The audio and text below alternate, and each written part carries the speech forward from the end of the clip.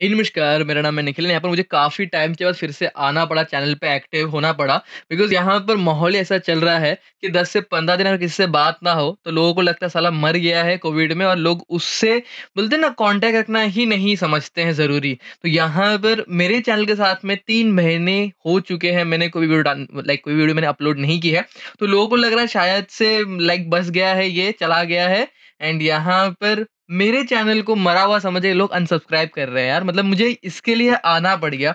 वैसे करंटली कुछ कंडीशंस चल रहे थे हमारे घर पे, कुछ थोड़े से इश्यूज चल रहे थे। उसको सॉर्ट आउट करने के लिए ही मैं एक्टिव नहीं हो पा रहा था। एंड अभी सब चीज़ें सॉर्ट आउट है।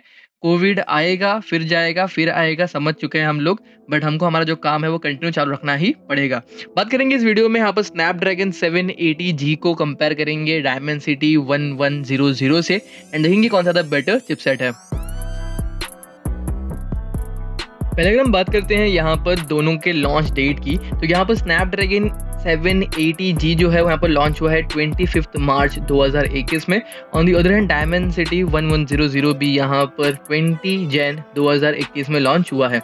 ऑल्दो यहाँ पर दोनों ही काफ़ी ज़्यादा लेटेस्ट चिपसेट है, बट यहाँ पर स्नैपड्रैगन 780G जो है काफ़ी ज़्यादा जल्दी ही काफ़ी ज़्यादा रिसेंटली ही लॉन्च हुआ है। इसकी वजह से वो स्लाइटली बेटर निकल के आता है डायमेंसिटी 1100 से। बट ऑल्दो जल्दी लॉन्च होने से या फिर लेटेस्ट लॉन्च होने से ये साबित नहीं होता है कौन सा ज़्यादा बेटर है या कौन सा ज़्यादा खराब है। अब उसके बारे में आगे हम वीडियो में बात करते हैं यहाँ पर पहले फैब्रिकेशन की। तो यहाँ पर CPU फैब्रिकेशन के मामले में स्नैपड्रैगन 780G बेस्ड है 5nm की फैब्रिकेशन पे। On the other hand Dimensity 1100 यहाँ पर बेस्ड है 6nm के फैब्रिकेशन पे। ऑल्दो यहाँ पर बहुत बड़ा डिफरेंस तो नहीं है, बट फिर भी यहाँ पर स्नैपड्रैगन 780G जो है वो स्लाइटली बेटर निकल के आता है, जिसकी वजह से हमें जो पावर एफिशिएंसी है वो स्लाइटली बेटर मिलेगी। ऑल्दो नोटिसेबल नहीं होगा, बट फिर भी स्लाइटली बेटर मिलेगी। एंड यहाँ पर जो हीटिंग इश्यूज है वो दोनों में ही काफ़ी ज़्यादा कंट्रोल्ड होंगे, बट फिर भी एक स्मॉल मार्जिन से स्नैपड्रैगन 780G जो है बेटर निकल के आता है। बात करते हैं यहाँ पर दोनों के रैम कंपैटिबिलिटी की। तो यहाँ पर दोनों में हमें LPDDR4X का रैम मिलता है। दोनों में यहाँ पर 16GB तक के रैम को सपोर्ट किया गया है। एंड यहाँ पर दोनों में ही 2133 मेगाहर्ट्ज की हमें क्लॉक स्पीड मिलती है। बट यहाँ पर जो मेजर डिफरेंस है वो है यहाँ पर चैनल्स में। यहाँ पर हमें स्नैपड्रैगन 780G में ड्यूल चैनल मिलता है, जबकि यहाँ पर डायमेंसिटी 1100 में हमें क्वाड चैनल का सपोर्ट मिलता है। तो यहाँ पर क्वाड चैनल होने की वजह से जो गिवन एंड जो गिव एंड टेक होता है हमारे रैम का वो बेटर निकल के आएगा डायमेंसिटी 1100 में, एंड स्लाइटली बेटर परफॉर्म करेगा ये रैम मैनेजमेंट के मामले में। बात करते हैं यहाँ पर स्टोरेज कंपैटिबिलिटी की। तो यहाँ पर दोनों ही इक्वल है। दोनों में यहाँ पर हमें eMMC 5.1 के साथ में UFS 2.1 एंड UFS 3.1 का भी सपोर्ट हमें मिल जाता है। डिपेंड करता है अभी कंपनी किसको ज़्यादा यूज़ करना प्रीफर करती है। यहाँ पर कंपनी से मेरा मतलब है जितने भी कंपनीज है जो मैन्युफैक्चर करती है मोबाइल फ़ोन्स, जैसे कि रेडमी Xiaomi एक ही है वैसे तो, बट दोनों सब कैटेगराइज हो चुके हैं अभी। जैसे कि Xiaomi हो गया, रेडमी हो गया, OnePlus हो गया, Oppo हो गया, Vivo हो गया, Samsung हो गया। तो ये सारी जो कंपनीज होती है इनके ऊपर डिपेंड करता है कि कौन सा जो UFS स्टोरेज है या फिर कौन सा जो फ्लैश स्टोरेज है वो यूज़ करना प्रीफर करती है। ऑल्दो यहाँ पर eMMC 5.1 सबसे ज़्यादा स्लो होता है एंड UFS 3.1 सबसे ज़्यादा फास्ट होता है। बात करते हैं यहाँ पर कैमरास की। तो यहाँ पर कैमरास के मामले में स्नैपड्रैगन 780G में हमें ट्रिपल कैमरा तक का सपोर्ट मिलता है, जो कि 25 मेगापिक्सल तक का है। यहाँ पर हमें ड्यूल कैमरा में 64+20 मेगापिक्सल तक का सपोर्ट मिलता है। एंड यहाँ पर हमें MFNR एंड ZSL दोनों ही मिल जाता है। जबकि अगर बात करते हैं सिंगल सेंसर की, तो यहाँ पर ये 192 मेगापिक्सल तक जा सकता है। ऑन दी अदर हैंड यहाँ पर डायमेंसिटी 1100 में यहाँ पर हमें सिंगल कैमरा 108 मेगापिक्सल तक का मिलता है।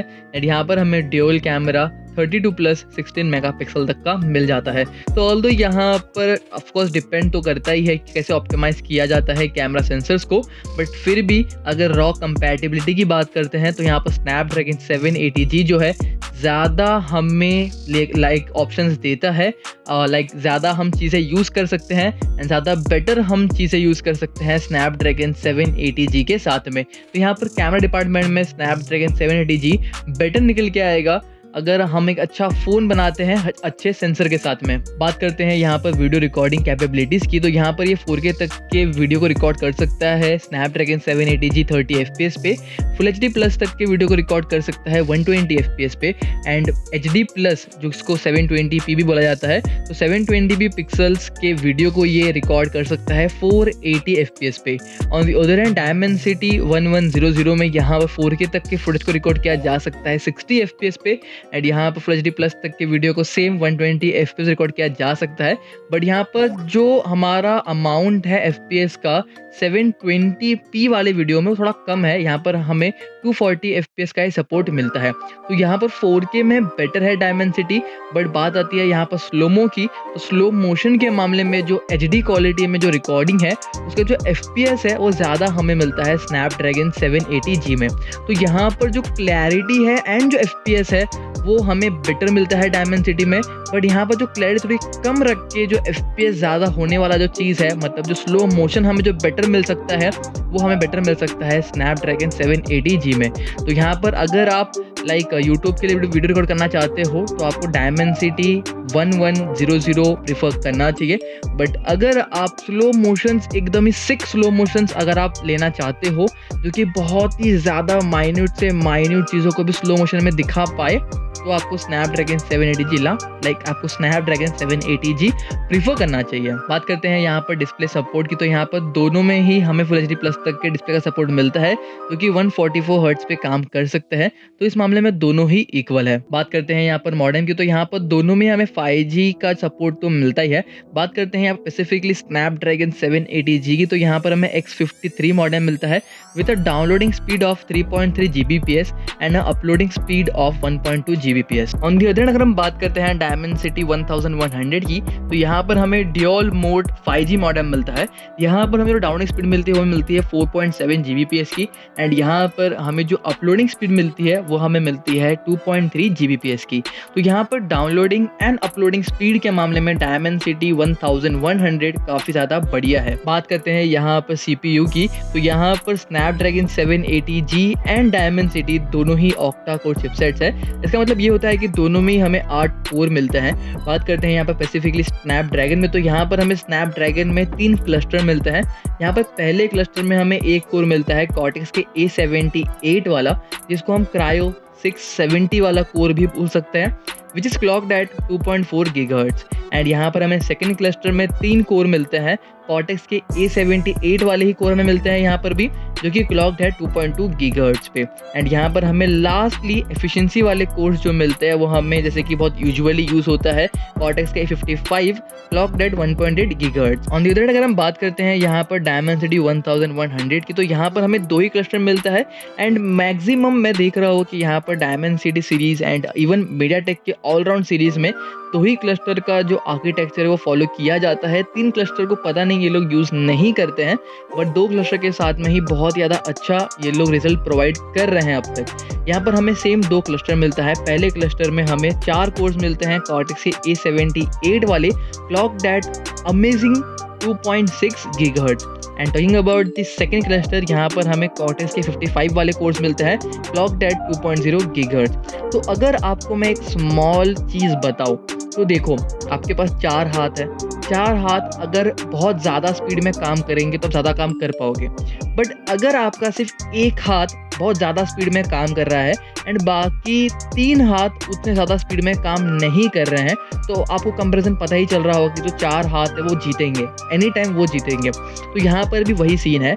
यहाँ पर कॉर्टेक्स के A78 वाले कोर्स स्नैपड्रैगन में हमें 4 मिलते हैं, बट यहाँ पर एक कोर है जो कि सिर्फ 2.4 GHz पे क्लॉक्ड है एंड बाकी जो 3 कोर है वो 2.2 GHz पे क्लॉक्ड है। ऑन दी अदर हैंड यहाँ पर डायमेंसिटी 1100 में चारों के चारों कोर्स ही कॉर्टेक्स के 2.6 GHz पे क्लॉक्ड है।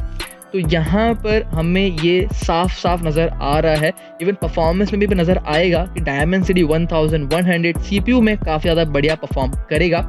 ऑल्दो यहाँ पर बैटरी एफिशिएंसी के मामले में स्नैपड्रैगन बेटर होगा, बिकॉज यहाँ पर जितना ज़्यादा फास्ट आपका प्रोसेसर काम करता है उतना ज़्यादा ही वो बैटरी कंज्यूम करता है।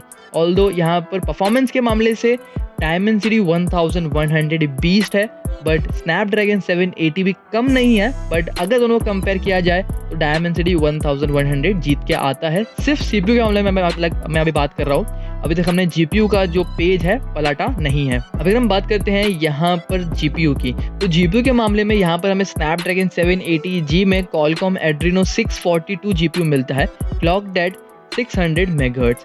अगर हम बात करते हैं on the other hand Dimensity 1100 की, तो यहाँ पर हमें Mali G77 MP9 GPU मिलता है, जो कि थोड़ा सा पुराना है, ऑल्दो अभी भी बढ़िया है, बट थोड़ा सा पुराना है ये अगर माना जाए तो।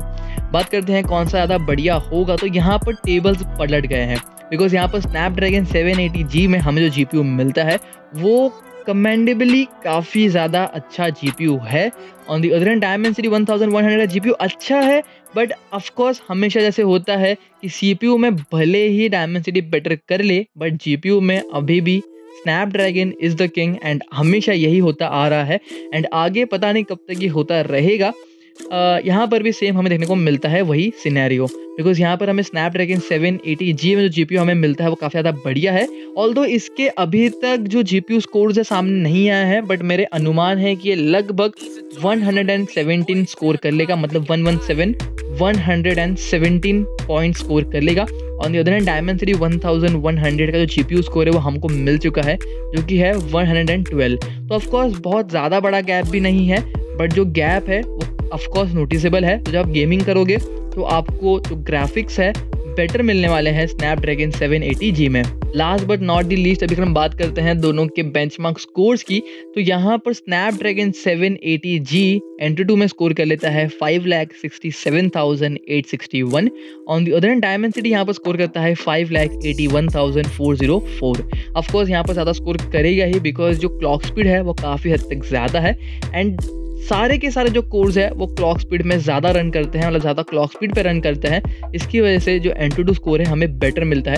इवन जो रैम है यहाँ पर हमें Dimensity में क्वाड कोर मिलता है as compared to dual core in the Snapdragon। बात करते हैं यहाँ पर Geekbench स्कोर की, तो यहाँ पर हमें सिंगल कोर में 862 स्कोर देखने को मिलता है Snapdragon का।